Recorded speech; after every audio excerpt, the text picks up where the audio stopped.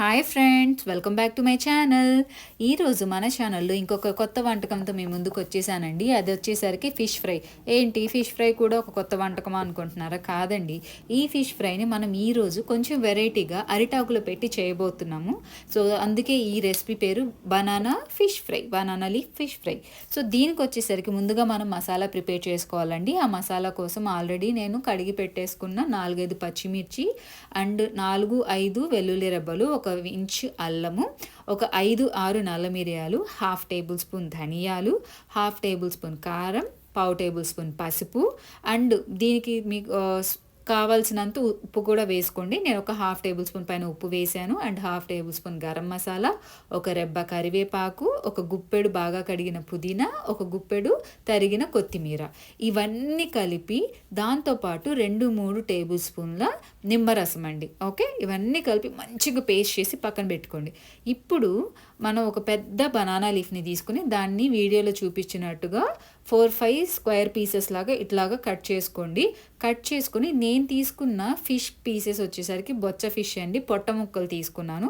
So అది వచ్చేసరికి ఆ లీఫ్కి తగ్గట్టుగా దాన్ని సెట్ చేసుకోండి. ఓకే, సో ఫస్ట్ బాగా క్లీన్ చేసుకున్న బనానా లీఫ్ని తీసుకుని దాని మీద ఆ గ్రీన్ పేస్ట్ని అప్లై చేయండి అండ్ కడిగి పెట్టేసుకున్న ఫిష్ పీస్ పెట్టి దాని మీద మళ్ళీ ఇంకొక లేయర్ ఆ గ్రీన్ పేస్ట్ అనేది అప్లై చేయండి. జాగ్రత్తగా మడవండి, ఎందుకంటే బనానా లీఫ్ కొంచెం డెలికేట్ ఉంటుంది కదా, మళ్ళీ క్రాక్ వచ్చేస్తుంది. సో దీన్ని సీల్ చేయడానికి నేను టూత్ పిక్స్ తీసుకున్నాను. ఓకే, సో మీకు ఎన్ని టూత్ పిక్స్ కావాల్సి వస్తే అన్ని టూత్ పిక్స్ తీసుకోండి, వీడియోలో చూపించినట్టుగా సీల్ చేసేయండి. ఇప్పుడు నేను వచ్చేసరికి ఇది నా దగ్గర ఉన్న ఇడ్లీ పాత్ర అండి. సో ఇడ్లీ పాత్ర తీసుకున్నాను. కింద అడుగున వాటర్ వేసేసి ఆ ఇడ్లీ పాత్ర 2 ప్లేట్స్ ఉంటాయి నా దగ్గర చిన్నవి. సో అందులో నేను 4 పీసెస్ కుక్ చేస్తున్నాను కాబట్టి కింద ప్లేట్లో 2, పై ప్లేట్లో 2 పెట్టేసి మూత పెట్టేసి 15 మినిట్స్ నేను స్టీమింగ్ వదిలేసానండి. సో ఆఫ్టర్ స్టీమింగ్ మీకు మంచి స్మెల్ వస్తుంది. సో ఇప్పుడు వీడియోలో చూపించినట్టు దాన్ని పక్కన పెట్టేసేయండి.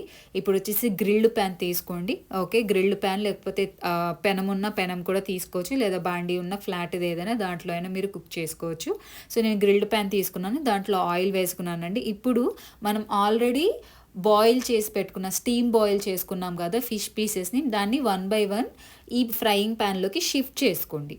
ఓకే, ఇందాక 15 మినిట్స్ కుక్ చేసాం కదా, ఇప్పుడు అనదర్ 15 మినిట్స్ దాన్ని మీడియం ఫ్లేమ్లో ఉంచి ఫ్రంట్ బ్యాక్ జాగ్రత్తగా తిప్పుకుంటూ దాన్ని కుక్ చేయండి.